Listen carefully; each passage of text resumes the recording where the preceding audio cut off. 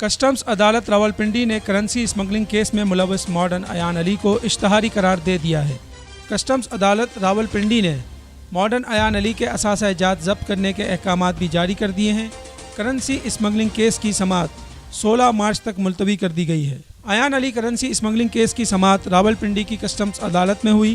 عدالت نے ملزمہ کے دائمی وارنٹ گرفتاری جاری کیے اور ہدایت کی کہ سیشن جج کراچی کو خط لکھ کر مجسٹریٹ تعینات کرنے کا کہا جائے۔ ملزمہ ایان علی کی جانب سے ان کے وکیل عدالت میں پیش ہوئے۔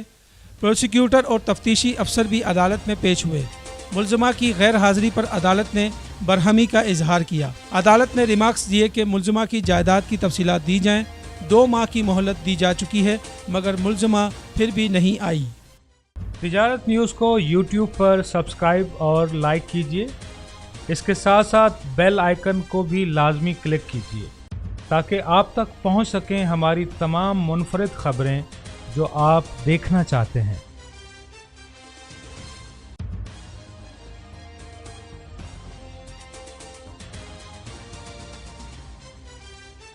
آپ دیکھ رہے ہیں تجارت نیوز، بہتر اپنا حل۔